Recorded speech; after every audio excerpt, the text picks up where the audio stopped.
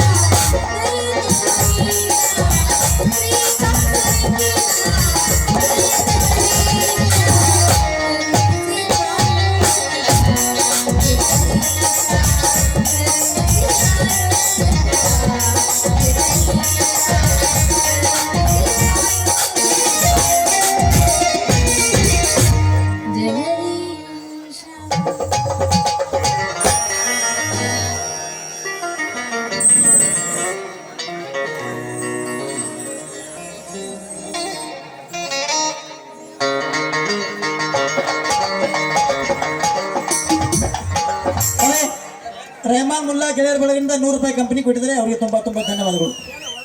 ಹಾ ಸಮಾಸನ ಹಾ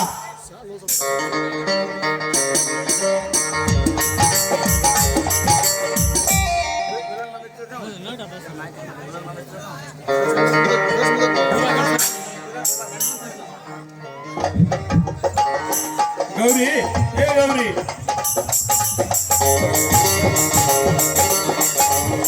ಬಂದೆ ಸ್ವಾಮಿ. ಈಗ ಬಂದ್ರ? ಏನೇನು ನಮ್ಮ ಕಾಶಿಲಿಂಗೇಶ್ವರ ದೇವರ ಜಾತ್ರೆ ಅಂದ್ರು ಗೊತ್ತಿದ್ರು ಪೂಜಾ ಸಿದ್ಧತೆ ಇಲ್ಲವೇ? ಅಯ್ಯೋ, ನಾನು ಆಗ್ಲೇ ಎಲ್ಲ ಸಿದ್ಧ ಮಾಡಿದ್ದಾಯ್ತು. ಏನ್ರಿ ನೀವ್ ಎತ್ತುಗಳ ಮೈ ತೊಳ್ಕೊಂಡು ಬಂದ್ರ? ಎತ್ತುಗಳ ಮೈ ಮೇಲೆ ಬಟ್ಟೆಗಳು ನೋಡಿದ್ರೆ ನನಗೆ ಗೊತ್ತಾಗುದಿಲ್ಲವೇ? ಹೊಳೆಗೆ ಹೋಗಿ ಎತ್ತುಗಳ ಮೈ ತೊಳೆದುಕೊಂಡು ಶೃಂಗೇರಿಸಿದ ಜೂಲು ಹಾಕಿಕೊಂಡು ಈ ನಮ್ಮ ಕಾಶಿಲಿಂಗೇಶ್ವರ ದೇವರ ದರ್ಶನ ಪಡೆದುಕೊಂಡು 10 ಹಳ್ಳಿ ಸುತ್ತಿ ಮೆರವಣಿಗೆ ಮಾಡಿಕೊಂಡು ಬಂದಿದ್ದೀನಿ ಗೌರಿ. ಬೇಗನೆ ಎತ್ತುಗಳಿಗೆ ಆರತಿ ಮಾಡಿ ನೈವೇದ್ಯ ಹಿಡಿ. ಆಯ್ತು ರೀ, ನೀವ್ ಎತ್ತುಗಳನ್ನ ಒಂದ್ ಕಡೆ ಕಟ್ಟಿ ಹಾಕಿ ನಾನು ಈಗಲೇ ಆರತಿ ಮಾಡಿ ನೈವೇದ್ಯ ಹಿಡಿತೀನಿ. ಓ ತಂದೆ ನಂದಿ ಬಸವೇಶ್ವರ, ಈ ನಾಡಿನ ತುಂಬಾ ರೈತರು ನಿನಗೆ ಆರತಿ ಮಾಡಿ ಹರ್ಷ ವ್ಯಕ್ತಪಡಿಸುತ್ತಾರೆ ತಂದೆ. ಈ ರೈತನೇ ರಾಷ್ಟ್ರ ಸಂಪತ್ತೆಂದು ಬಿರುದು ಬರಬೇಕಾದ್ರೆ ಅದು ನಿನ್ನಿಂದ ತಂದೆ. ಹಗಲು ರಾತ್ರಿ ಎನ್ನದೆ ಚಳಿ ಮಳಿ ಎನ್ನದೆ ನಿನ್ನನ್ನು ಹಿಡಿದುಕೊಂಡು ಉತ್ತಿ ಬಿತ್ತಿ ಬೆಳೆದು ಇಡೀ ನಾಡಿಗೆನೆ ಅನ್ನ ಹಾಕಿದ ಅನ್ನದಾತನೆನಿಸಿಕೊಳ್ಳಬೇಕಾದರೆ ಅದು ನಿನ್ನ ಅದ್ಭುತ ಶಕ್ತಿಯಿಂದ ತಂದೆ. ಈ ನೇಗಿಲು ಹಿಡಿದ ಕೈಗೆ ಶಕ್ತಿ ಕೊಡು, ಬಸವ ಎಂದು ಪೂಜಿಸಿದವರಿಗೆ ಮುಕ್ತಿ ಕೊಡು ಅಂದಾಗ ಈ ರೈತನ ಹೆಸರು ನಾಡಿನ ತುಂಬಾ ಉಸಿರಾಗುತ್ತದೆ. ಸ್ವಾಮಿ, ಇದೆಂಥ ಉದಾರವಾದ ಭಕ್ತಿ ನಿಮ್ಮದು. ಹೌದು ಗೌರಿ, ಒಕ್ಕಲಿಗೆ ಒಕ್ಕದಿದ್ದರೆ ಬಿಕ್ಕುವುದು ಜಗವೆಲ್ಲ. ಅಂದ ಹಾಗೆ ರೈತನೊಬ್ಬನು ಸೋಮಾರಿಯಾಗಿ ಮೈಗಳ್ಳತನದಿಂದ ನೇಗಿಲು ಹಿಡಿಯದೆ ಕಳ್ಳ ಸುಳ್ಳರ ಹಾದಿ ಹಿಡಿದರೆ ಈ ಜಗದ ಜನರ ಅನ್ನದ ಪರಿಸ್ಥಿತಿ ಏನಾಗುತ್ತದೆ ಗೊತ್ತಾ? ಹೊಟ್ಟಿಗೆ ಅನ್ನ ನೀರು ಇಲ್ಲದೆ ಎಂತ ಶ್ರೀಮಂತನಿದ್ದರೂ ಕೂಡ ಹಸಿವು ಎಂದು ಪರದಾಡುತ್ತಾನೆ. ಅಂದಾಗಿ ಕೈಗೆ ಶಕ್ತಿ ಕೊಡು ಎಂದು ಬೇಡಿಕೊಂಡೆ. ನಿಜಾನೇ ನಿಮ್ಮ ಮಾತು. ಸಕಾಲಕ್ಕೆ ಮಳೆ ಬೆಳೆ ಚೆನ್ನಾಗಾದ್ರೆ ರೈತನ ಬಾಳು ಚಿನ್ನದಂತಾಗುತ್ತೆ ಅಲ್ವೇನ್ರಿ? ನಿಜ ಗೌರಿ, ಈ ಮಣ್ಣಿನ ಮಕ್ಕಳಾದ ನಮಗೆ ಅಲ್ಲ, ಈ ಮಣ್ಣಿನಿಂದಲೇ ರೈತನ ಕಣ್ಣು, ಈ ಮಣ್ಣಿನಿಂದಲೇ ರೈತನ ಉಸಿರು, ಈ ಮಣ್ಣಿನಿಂದಲೇ ಚಿನ್ನ, ಈ ಮಣ್ಣಿನಿಂದಲೇ ಗುಡಿ ಗೋಪುರು. ಇಂಥ ಮಣ್ಣಿನಲ್ಲಿ ಎಲ್ಲಿಂದ ಬಂದರು ಕಳ್ಳಹರಾಮಕರರು ಹಗಲಿ ಲೂಟಿ ಮಾಡಿ ಕೋಟ್ಯಾಧಿಪತಿಯಾಗಿದ್ದಾರೆ. ಇದೇನು ಸ್ವಾಮಿ, ಅಲ್ಲಿವರೆಗೂ ಏಕೆ ನಿಮ್ಮ ವಿಚಾರ? ಅಲ್ಲಿವರೆಗೆ ನಮ್ಮ ವಿಚಾರ ಏಕೆಂದರೆ ಮಹಾತ್ಮ ಗಾಂಧೀಜಿಯವರು ಸುಮ್ಮನೆ ಮನೆಯಲ್ಲಿ ಕೈ ಕಟ್ಟಿ ಕೊಟ್ಟಿದರೆ ಇಂದಿಗೂ ನಾವು ಪರಕೀಯರ ಗುಲಾಮರಾಗುತ್ತಿದ್ದೆವು.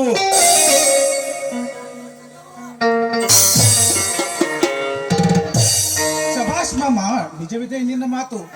ಮಾಡು ಇಲ್ಲವೇ ಬಿಡಿ ಎಂದು ಹೇಳಿದ ಮಹಾತ್ಮ ಗಾಂಧೀಜಿಯವರ ವಾಣಿಯಂತೆ ಕೊಲೆ ಮಾಡಿದವನ ಕೊಲೆ ಮಾಡಲೇಬೇಕೆಂಬ ಸುಭಾಷ್ ಚಂದ್ರ ಬೋಸ್ ನುಡಿಯಂತೆ ತಪ್ಪಿದವನ ಅಡಿಯನ್ನು ಕತ್ತರಿಸಲೇಬೇಕು. ಹೌದು ಮಾಮ, ನೀತಿ ನಿಯಮಗಳು ತಪ್ಪಿಸಿಕೊಂಡವರ ಕತ್ತನ್ನೇ ಕಡಿಯಬೇಕು. ಅವರಿಗೆ ಸುಳ್ಳು ಮೋಸ ವಂಚನೆ ಸುಲಿಗೆ ಮಾಡೋರನ್ನು ಗಲ್ಲಿಗೇರಿಸಬೇಕು. ಅಂದಾಗ ಮಾತ್ರ ಈ ಮಣ್ಣಲ್ಲಿ ಹುಟ್ಟಿದ ನಮಗೆ ನೆಮ್ಮದಿ ಸಿಗುತ್ತದೆ. ಎಂತ ವಿಚಾರಪ್ಪ ನಿಮ್ಮದು? ಈಗ ಬಂದಿರಾ?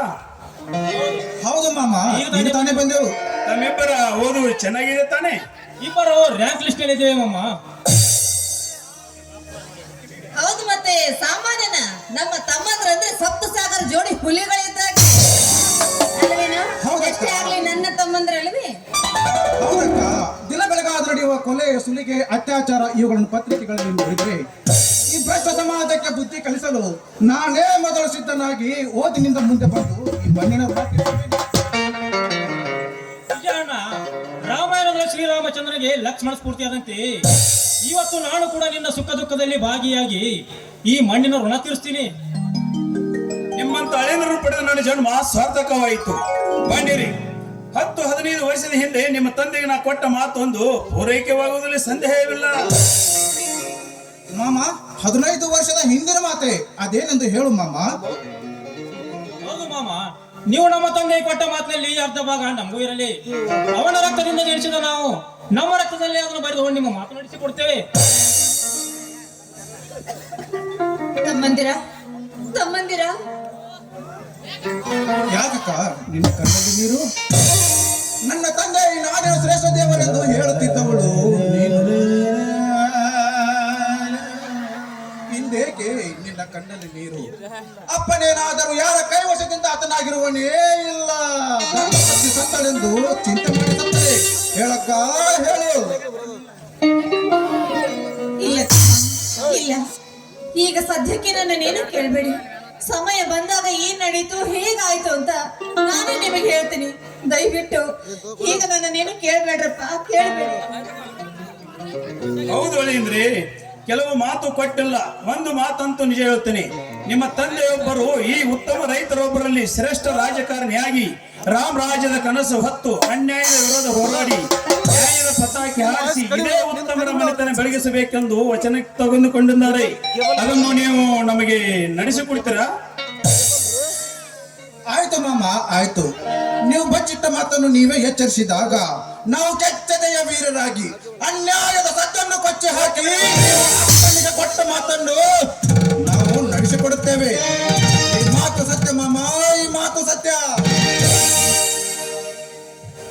ಹೌದು ಮಾಮ, ಹುಲಿ ಹೊಟ್ಟೆಯಲ್ಲಿ ಹುಲಿನೇ ಹುಟ್ಟುತ್ತೆ. ಮತ್ತೆ ಶ್ರೀರಾಮನ ಹುಟ್ಟಿಯಲ್ಲಿ ಹುಟ್ಟಿದ ನಾವು ಅವನ ಕೀರ್ತಿ ಬೆಳಗಿಸಿ ರಾವಣ ರಾಜ್ಯವಾಗಿ ನಡೆಸ್ತರನ್ನು ಮದ್ದು ಹಾಕಿ ನಾವೇ ಪುಂಡರೆಂದು ಬರುವ ಪ್ರಕಾಶಗೌಡರ ಕಣ್ಣು ಕಿತ್ತು ಹಾಕಿ ತಂದೆ ಹೆಸರನ್ನು ಈ ನಾಡಿನ ಹೆಸರಿನಲ್ಲಿ ಉಳಿಸಿ ನಾವು ಉತ್ತಮನ ಮಣಿತನದವರೆಂದು ಹೆಸರು ಗಳಿಸ್ತೇವೆ.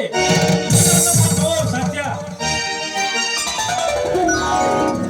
ನ್ಯಾಯಕ್ಕೆ ಅಕ್ಕನಾಗಿ, ಮಮತೆಗೆ ಮಾತೆಯಾಗಿ, ದುಷ್ಟರ ಪಾಲಿಗೆ ದುರ್ಗಿಯಾಗಿ, ಸತ್ಯಕ್ಕೆ ಸಿಂಹ ರಾಣಿಯಾಗಿ ಬಾಳ್ತೀನಿ.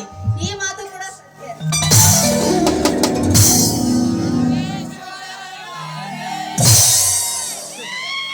ಸರಿ, ಹಾಗಾದ್ರೆ ಸಂತೋಷಕ್ಕೆ ಗೀತೆಯನ್ನು ಹಾಡೋಣ.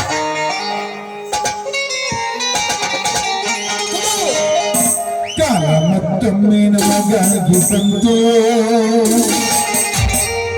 ನಮ್ಮ ಈ ಜೀವ ಒಂದಾಗಲೆಂದು. ಕಾಲ ಮತ್ತೊಮ್ಮೆ ನಮಗಾಗಿ ಬಂತು, ನಮ್ಮ ಈ ಜೀವ ಒಂದಾಗಲೆಂದು.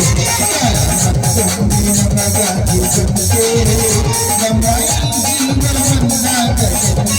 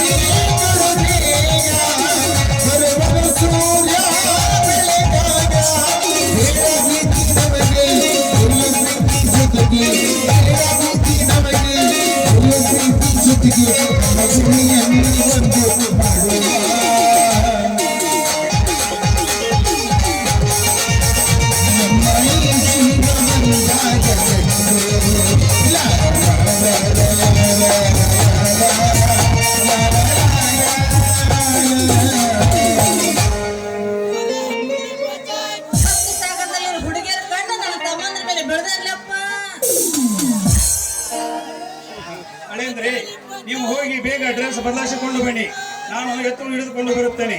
ಎಲ್ಲರೂ ಸೇರಿ ಊಟ ಮಾಡೋಣ. ಆಯ್ತು ಮಾಮ. ಓರಪ್ಪ ರಾಜ, ಹೋರಿ ಬಿಸಿ ಬಿಸಿ ಹೋಳಿಗೆ ಮಾಡಿ ಊಟ ಮಾಡಿ. ಏನ್ರಿ, ನೀವು ಎತ್ತುಗಳನ್ನ ಕಟ್ಟಿ ಬಂದ್ರಿ, ಬಿಸಿ ಬಿಸಿ ಅಡಿಗೆ ಸಿದ್ಧ ಆಗಿದೆ, ಒಟ್ಟಿಗೆ ಸೇರಿ ಊಟ ಮಾಡೋಣ. ನಿಲ್ಲು ನನ್ನ ಪ್ರಾಣಿ.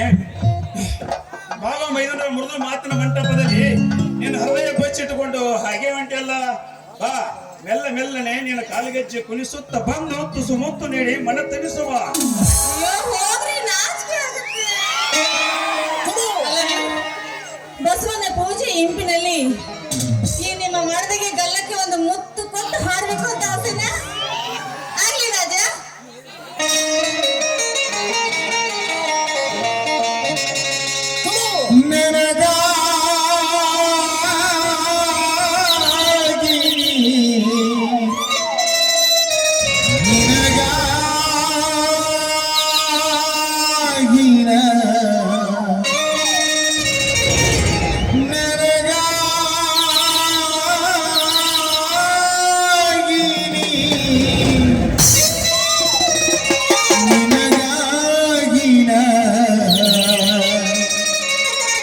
ಕೊನೆವರೆಗೂ ಬದುಕಬೇಕು ನನ್ನೊಲವೇ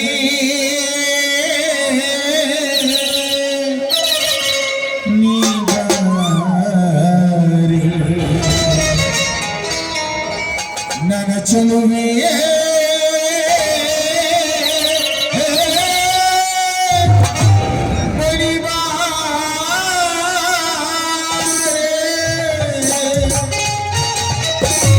ಬಲಿ ಬಂದು ಸಿಹಿ ಮುದ್ದು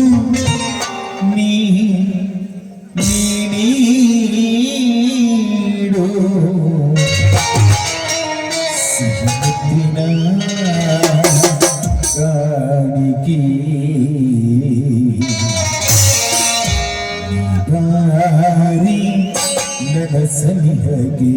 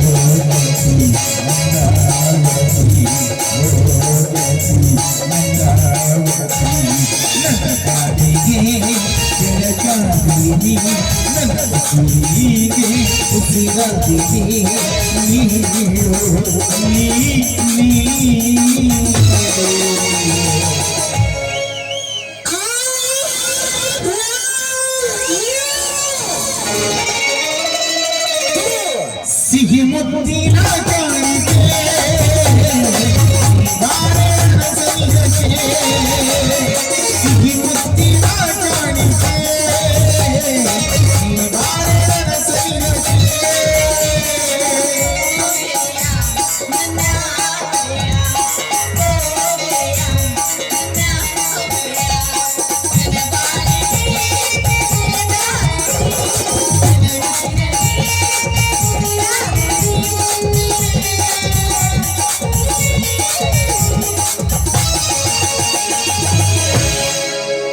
ಏನ್ರಿ? ಹೇಳು ಚಿನ್ನ ಎಲ್ಲಿ ಹೋಗ್ತೀರಿ? ಹೇಳು ಚಿನ್ನ ಏನೋ ಬೇಕಂದ್ರಲ್ಲ? ಒಂದೇ ಒಂದು ಏನು? ಒಂದೇ ಒಂದು ಏನು? ಒಂದೇ ಒಂದು ಸಿಹಿ ಮುತ್ತು ಆ ಮುತ್ತ, ಅಯ್ಯಯ್ಯೋ, ನಾಚಿಕೆ ಆಗುತ್ತೆ. ಸಿಹಿ ಮುತ್ತಿನ ಕಾಣಿಕೆ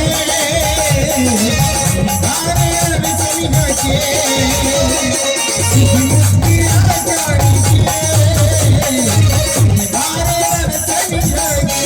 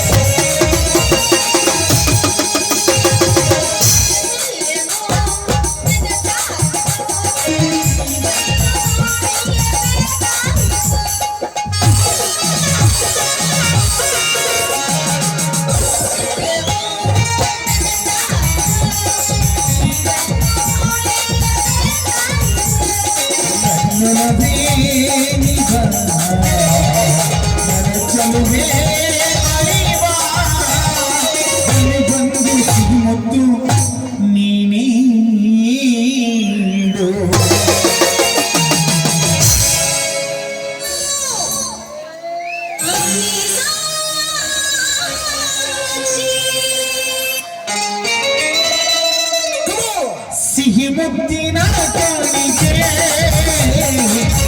ನಾನೇ ನನ್ನ ಸೈನ್ಯಕ್ಕೆ ಸಿಹಿ ಮುತ್ತಿನ ಕಾಣಿಕೆ ನಾನೇ ನನ್ನ ಸೈನ್ಯಕ್ಕೆ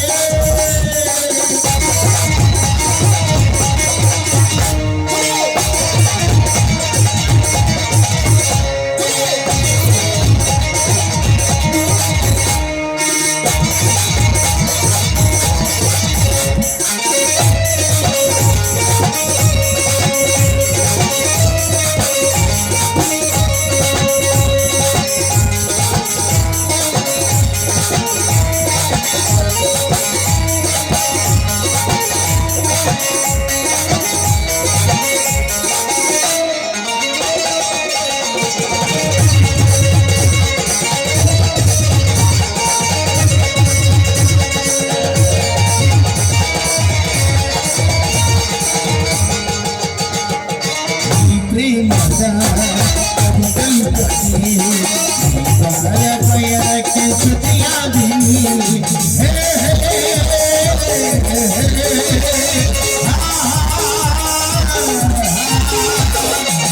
ಪ್ರೇಮದ ಪಯಣಕ್ಕೆ ಶ್ರುತಿಯಾದಿ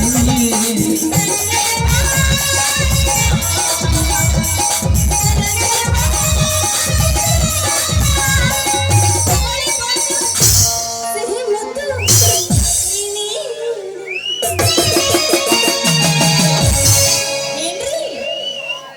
ಏನ್ರಿ ಹೇಳು ಚಿನ್ನ ಏನ್ ಬೇಕ್ರಿ ಒಂದೇ ಒಂದು ಏನು ಒಂದೇ ಒಂದು ಏನು ಒಂದೇ ಒಂದು ಸಿಹಿ ಮುತ್ತು ಮುತ್ತ ಮುತ್ತಂದ್ರೆ ಬಂದ್ಯಾ ಆರತಿಯೇ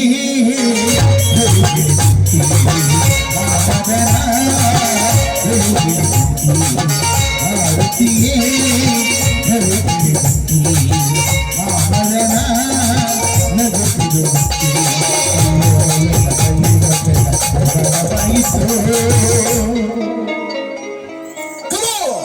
ಎನಿಸುತ್ತಿದೆ